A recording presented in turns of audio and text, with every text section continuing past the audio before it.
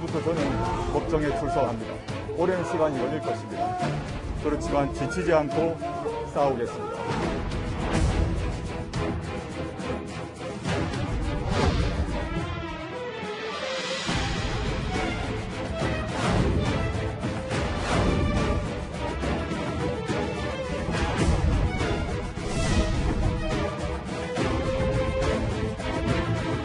조국하고 배우는 당신, 니들 둘이서 우리 모범생 박형철한테 지시한 거 아니야. 어디서 언론 플레이하고 있어?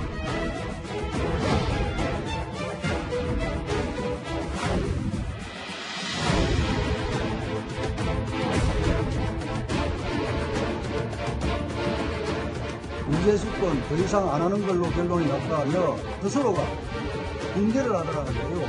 최소한 조국 수석이 지시를 해야지만 박형철과 이인걸이 답니다.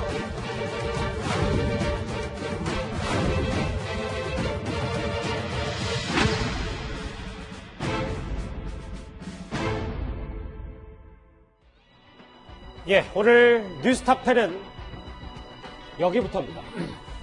작년 여름부터 올해 총선까지 국민들의 눈과 귀를 잡아놓았던 이슈 바로 조국 전 장관입니다.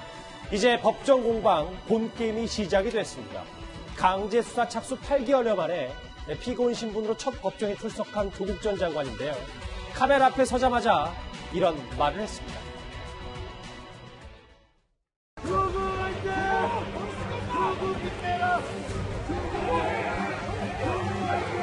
오늘부터 저는 법정에 출석합니다. 검찰이 왜곡하고 과장한 혐의에 대해서 사실과 법리에 따라 하나하나 반박하겠습니다. 오랜 시간이 걸릴 것입니다. 그렇지만 지치지 않고 싸우겠습니다. 언론 여러분께 부탁드립니다. 검찰의 공소 사실만을 일방적으로 받아주지 말아주십시오. 변호인의 반대 신문 내용도 충실히 보도해 주시길 바람하지 않습니다. 감사합니다. 지치지 않고 싸울 것이다. 카메라 앞에 서자마자 조국 전 장관이 한 말입니다. 이현정 의원. 네. 본격적 얘기를 하기 전에 글쎄요, 꽤 마음고생이 심했는지 흰머리가 늘어난 모습들이 많이 좀 포착이 됐습니다. 네, 뭐 살도 많이 빠진 것 같고요. 머리에 흰머리도 많이 늘어난 것 같습니다.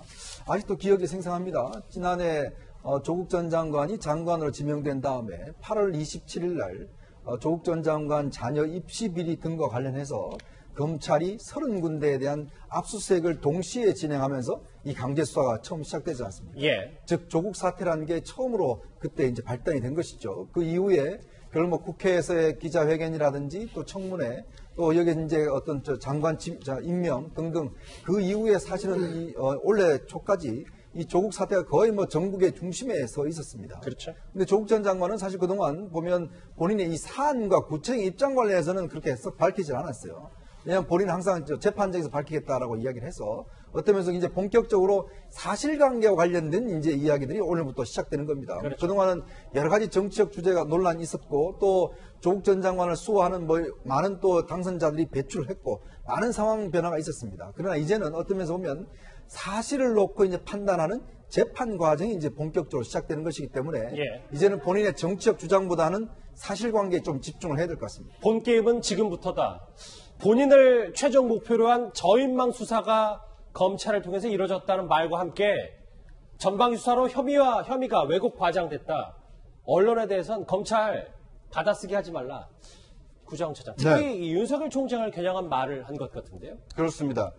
지금까지는 검찰이 이 소를 제기하기 위해서 전방위 수사를 했다라면 지금부터는 검찰이 제기한 소송에 대한 어떤 진실 공방을 앞으로 하게 될 텐데 예. 검찰이 얘기하는 공소 사실만 가지고 보도를 한다라면 본인의 어떤 이제 피의자로서의 어떤 이 뭐 반론권이 침해될 소지가 있기 때문에 변호인의 반대 신문에 대해서도 이 균형을 잡아서 보도를 해달라 이런 주문을 했습니다. 뭐 피의자로서는 충분히 할 수 있는 얘기고 피의자라 하더라도 무죄 추정의 원칙이 있기 때문에 적용할 수는 있습니다만 예. 다만 아쉬운 점은 만약에 이제 저런 얘기를 하기 이전에 지금까지 국민적 의혹이 상당히 많이 제기가 되지 않았습니까?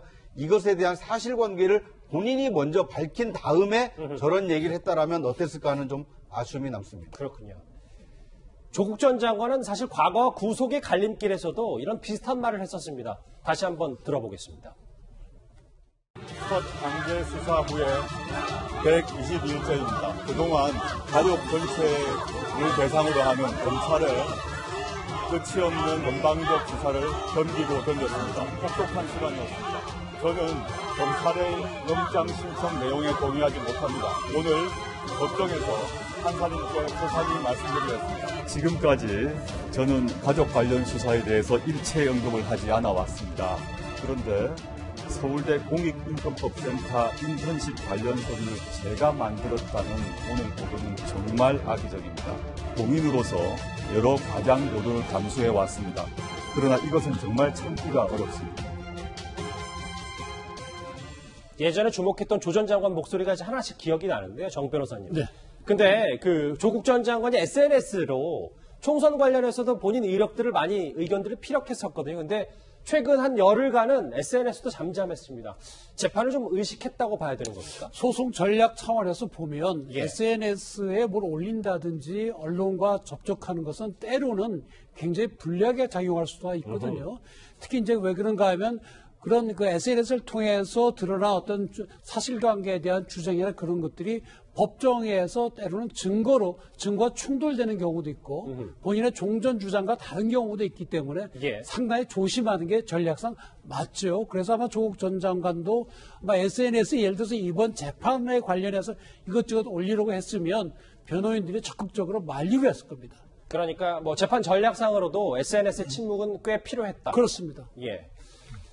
오늘 아까 현장 분위기 잠깐 만나보셨잖아요. 현장에 모여있던 시민들은 조국 전 장관이 모습을 드러내기 전부터 지지와 반대 양갈래로 나눠졌습니다. 국장님들이 판단해 주십시오. 지금 일어나는 불법과 싸우고 있습니다.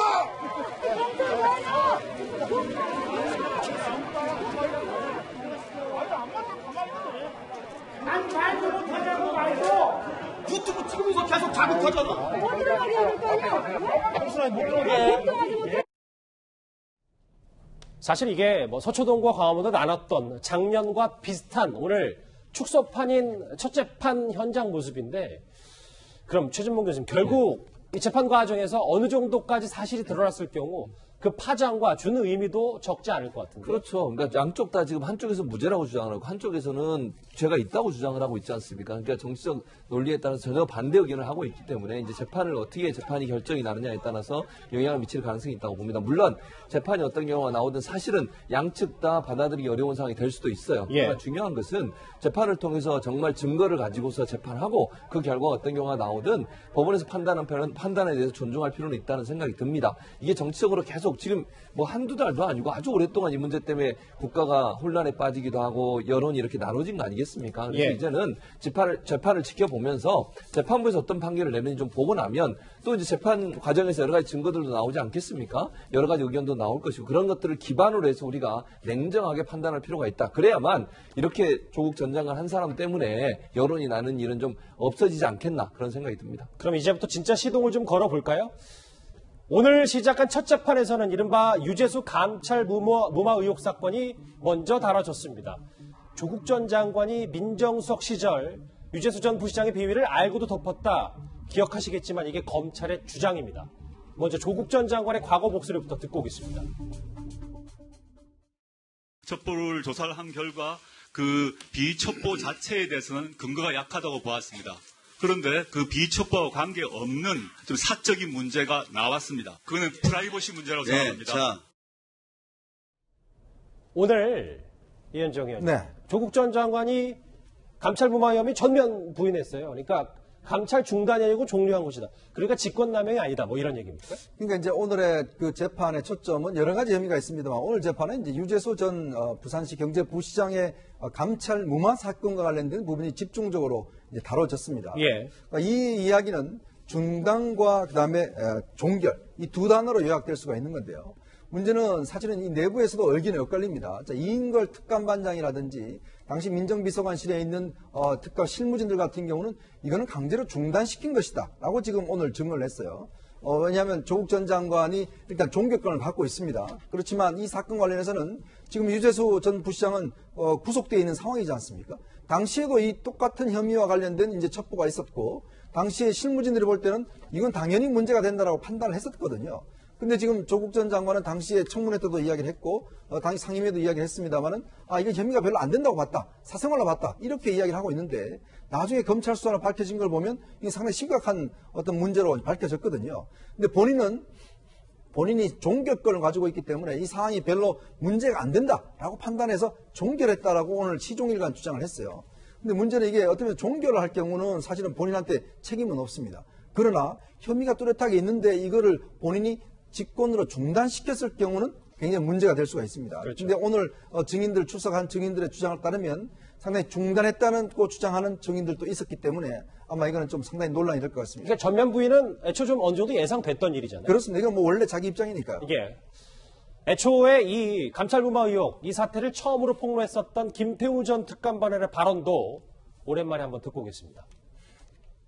조국하고 백원호 당신, 니들 둘이서 우리 모범생 박형철한테 지시한 거 아니야. 물론 지시한다고 다른 것도 문제지만은 니네들은 그 당시에 정권을 딱 잡은 어공 출신들이고 박형철은 이 정권에 무슨 빽이 있냐. 그러니까 유재수 건은 조국하고 당신, 니들로 인해서 감찰이 딱 중단된 거.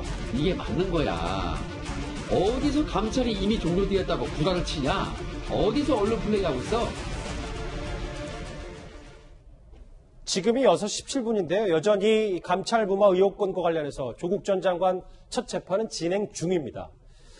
정 변호사님. 네.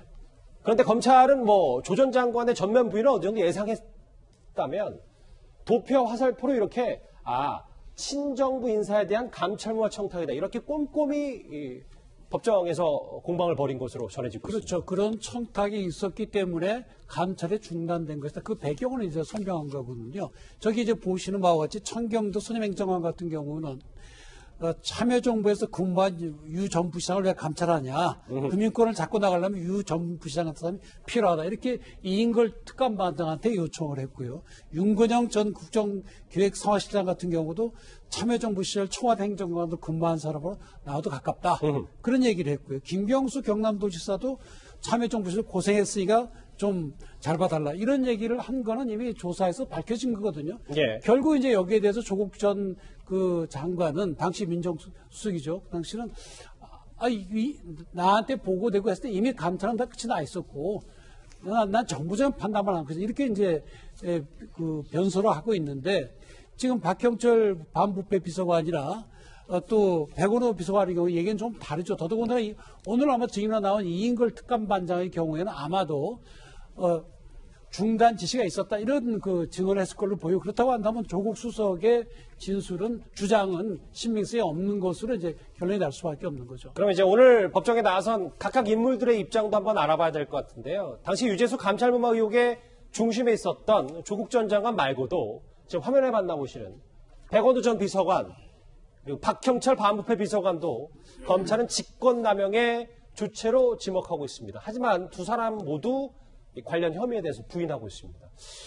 구장차장. 그러니까 모든 건 다 나는 보고만 했을 거고 결정은 조국 전 장관이 했다. 네. 이 박형철 전 비서관과 백원우 전 비서관의 공통된 말입니다. 그렇습니다. 이 부분에 대해서 지금 조국 수석과 의견이 지금 엇갈리고 있는데요. 예. 조국 수석의 경우에는 이 박형철 당시 반부패 비서관 그리고 백원우 민정비서관 그리고 본인 이렇게 세 명이 협의를 해서 결정을 했다라고 조국 전 수석은 얘기를 하고 있고요. 그런데 비서관이었던 박형철 비서관이나 이 백원우 비서관의 경우에는 이 감찰과 관련된 사실을 보고를 했을 뿐이지 그걸 협의하고 결정하지 않았다. 이런 감찰에 대한 어떤 종결 권한은 비서관의 권한이 아니라 민정수석의 권한이다. 그러니까 자신들은 책임이 없다라고 지금 얘기를 하고 있습니다. 이렇게 얘기를 하게 되면 결국 그 책임은 이 조국 당시 민정수석에게 지금 돌아가는 것이기 때문에 이 조국 수석 입장에서는 상당히 감찰 무마에 대한 이 책임을 져야 되는 이 곤궁한 처지에 지금 놓여있다 이렇게 볼 수 있을 것 같습니다. 이 조국 전 장관 측이요. 사실 영장실질심사 당시에 작년 12월이었습니다. 당시 유재수 구명 전화 관련해서 이렇게 반박했었습니다. 같이 들어보실까요? 조 민정수석은 누구로부터 청탁 전화를 받은 적이 없고 오히려 박 비서관이나 백 비서관으로부터 여기저기 청탁성 전화들이 온다. 라는 이야기를 전해들었습니다. 그럼에도 불구하고 감찰은 계속됐고요. 마지막 4차 보고에 있어서 그런 최종적인 결정을 했기 때문에 직권을 남용해서 감찰을 중단시켰다는 것은 사실도 아니거니와. 근데 최 교수님, 오늘 백원우 전 비서관이 이런 얘기를 했다고 전해지고 있거든요. 구명 활동이 있었지만 청탁은 아니다. 활동이 있었고 연락받은 사실을 인정한다. 이런 좀 말을 그러니까요. 그러니까 연락받은 건 인정을 했어요. 그러니까 누구로부터 연락받았냐 구체적으로 얘기 안 했지만 연락은 받았고 그 연락받은 내용을 조 전 장관에게 보고를 했다. 그 당시 민정수석이었죠. 조 전 민정수석이 보고를 했고 결정은 조 전 민정수석이 했다는 거잖아요. 근데 이제 그러면서 조건을 단 거는 청탁은 아니다. 그냥 뭐 보고했다라고 얘기하는데 어쨌든 전화가 온 것 자체는 부적절하죠. 어떤 형태로든 온 것 자체는 부적절한데 중요한 건 그러면 법적으로 과연 이거 전화를 받아가지고 올려서 지금 얘기했던 것처럼 조 전 장관이 이걸 중단을 시킨 건지 지금 조 전 장관 측에서 주장하는 건 중단이 아니라 결과를 끝낸 거라고 얘기하고 있거든요. 그러니까 이게 법원에서 어떻게 보느냐가 중요하다고 해요. 재판부가 과연 이거를 중단으로 볼 거냐, 감찰을 중단한 걸로 볼 거냐 아니면 그냥 감찰이 끝나서 종결 증거로 볼 거냐의 문제라고 보여지기 때문에 다만 연락을 받은 것 자체는 시인했기 때문에 그것이 어떤 영향을 미쳤는지에 대해서는 또 논의가 있을 가능성이 있다는 생각이 듭니다. 자, 그런데요. 직함을 생략하고 조국, 백원우, 박형철 이 세 인물과는 달리 오늘 오후에 증인으로 나선 이인걸 전 특감반장은 180도 다른 증언을 했습니다. 과거 목소리 한번 듣고 올까요? 정부검사장이 유죄 수사권을 하고 있죠. 잘 되고 있습니까? 예, 법과 절차에 따라서 적절하게 수사하고 있습니다. 이인걸 특감반장이 특감반원들 전원을 모아놓고 유죄수권 더 이상 안 하는 걸로 결론이 났다며 스스로가 붕괴를 하더라는데요. 그래서 제가 저희 의원실에서 박영철 선에서 사건을 무마할 수 있는 것이냐라고 물었더니 최소한 조국 수석이 지시를 해야지만 박형철과 이인걸이 따른다. 아마 오늘 첫 재판에서 가장 주목되는 증인의 말이 아닌가 싶은데요. 이렇게 감찰 중단 아니라는데 이인걸 전 특감반장은 맞다. 이현정 의원님. 네. 원래 가장 밑에 현장 책임자가 이인걸 특감반장이 그렇죠. 올라가는 게 이제 박형철, 백원우, 조국 이렇게 올라가는 거 아닙니까? 그런데 전혀 다른 말을 했다. 어떻게 받아들여야 될까요? 그러니까 오늘 아마 가장 하이라이트 증언은 아마 이인걸 전 특감반장의 증언인 것 같습니다. 이인걸 특감반장 같은 경우는 당시 상황을 굉장히 자세하게 이야기를 했어요. 뭐냐면 당시에 이제 그 특감을 하고 있는데 갑자기 박형철 비서관이 와서 그거 좀 홀딩해라 이렇게 지시를 했다는 거예요. 그냥 좀 가만둬라고요. 네. 예. 왜 그러냐 그러니까 그는 위에서 알아서 하기로 했다라고 이야기를 해서 또 이따 나중에 어떻게 왔냐면 사표 받는 선에서 끝내기로 했다 이렇게 이야기를 했다는 거죠. 그래서 본인이 이제 특감 반원들을 모아놓고 아니 이럴 수가 있느냐, 이 특감이라는 게 하면 일단 기본적으로 결론을 내고 결론을 내면 수사 의뢰를 해야 되는데 그래야지만 이게 특감이 종료되는 것인데 문제는 갑자기 수사하다가 그냥 덮어라라고 이야기를 했기 때문에 이거는 중단이란 거예요. 자기가 생각하고 있는 특감의 종료는 결국 이걸 어떻게 할 것인지, 자 그러면 검찰에 고발할 것인지 이런 것을 해야지만이 그다음에 또 보고서를 써야 되지 않습니까? 특감이라는 게 항상 이루어지면 특감 결과 보고서를 써야 되거든요. 그렇죠. 근데 이번 유재수 사건 같은 경우는 결과 보고서 쓰지도 않았고 더군다나 또 검찰에 고발하지도 않았고 그냥 사표를 받는 선에서 끝내버렸다는 이야기예요. 그러니까 자기가 볼 때는 이거는 기본적으로 이 특감을 중단시킨 것이지 종료한 게 아니다라고 이제 증언을 한 것이기 때문에 이건 어떤 면에서 보면 조국 전 장관 당시 민정수석이 이거 특감 종료한 것이다라고 하는 거하고는 180도 다른 이야기고 당시에 청경득 행정관 같은 경우는 직접 뭐 식사 같은 거 하면서 아니 유재수 좀 봐줘야 되는데 그거 좀 중단해라라고 이제 어떤 면에서 압력을 넣었다 이런 이유까지 이제 해서 어떤 면에서 보면 오늘 이인걸 특감반장의 증언 자체는 상당히 주목을 받았습니다. 정 변호사님 저걸 어떻게 봐야 될까요? 왜냐하면 여기 보시는 것처럼 유재수를 살려야 한다면서 핀자를 두시 얘기해서 기분이 좋지 않았다. 법정에서 얘기한 겁니다. 그 때문에 사건을 덮으려는 시도를 받고자 박형철 전 비서관의 지시로 보고서에 확인된 의혹을 모두 담았다. 조국, 백원우, 박형철 이 세 사람은 어쨌든 이 직권남용에 본인이 직간접적으로 재판에 넘겨 연관이 돼 있는 사람. 기소가 돼 있죠. 예. 이인걸 전 특감반장은 증인이기 때문에 어떤 발언의 신빙성 여부를 저희가 어떻게 봐야 될까요? 일단 그 박형철 비서관이나 조국 또는 백원호 이런 분들은 피고인 입장이기 때문에 어찌됐든지 간에 자기에게 불리한 진술은 안 할 가능성이 매우 높죠. 있죠. 근데 이인걸 특감반장 같은 좀 증인이기 때문에 자기가 직접 이해관계가 없죠. 그 점에서 이제 증인으로서의 그 진술의 신빙성이 훨씬 높아질 수밖에 없는 거죠. 그리고 박형철 그 전 부패 비서관도 종전에 얘기할 때는 본인은 감찰을 계속해야 되고 수사 의뢰까지 해야 된다. 이런 얘기를 한 걸로 되어 있거든요. 지금 주장하는 것이 진술이 번복된 것이 아니고 권한에 관해서 얘기를 하는 것이기 때문에 법리적 주장만 달리하는 거거든요. 그래서 지금 그 이인걸 특감반장의 얘기를 우리가 주시해 본다 그러면 조국 그 전 민정수석이 그 최종적인 결정으로 중단됐다고 그렇게 보일 가능성이 매우 높은 걸로 보입니다. 짧게 하나 더요. 그럼 정 변호사님. 앞으로 뭐 재판 과정이 기니까 좀 더 저희가 지켜봐야 되겠지만 이인걸 특감반장의 이 말이 조 전 장관에게 꽤 불리하게 돌아갈 가능성은 높은 겁니다. 그렇습니다. 그 조 전 장관은 그 자기가 한테 왔을 때 이미 끝이 난 거다. 이런 식으로 했거든요. 중단을 시킨 게 아니라 완전 끝이 난 거다. 그리고 또 한 가지 얘기는 자기는 정부적 판단에 따라서 사표받는 선에서 처리했다. 이런 식으로 변명을 했었는데 우병우 전 수석의 경우에도 민정수석은 그런 그 고위공직자나 이런 데 문제가 있으면 감찰을 해서 수사를 등 주체해야 된다는 그런 이미 판결도 있거든요. 그럼 우정우 민정수석이나 조국 민정수석이랑 마찬가지의 의무가 있는 거 아니겠습니까? 그렇다고 한다면 여기서 중단했다면 법적인 책임을 면하기는 상당히 어려운 걸로 보입니다. 유재수 전 부시장 감찰이 부당하게 중단됐다. 오늘 조 전 장관, 조국 전 장관 첫 번째 재판의 증인으로 나온 이인걸 전 특감반장의 얘기로 정리를 해봤습니다. 오늘 첫 번째 이슈 여기서 정리하고요. 다음 주제, 이제는 부인 얘기를 좀 해보겠습니다.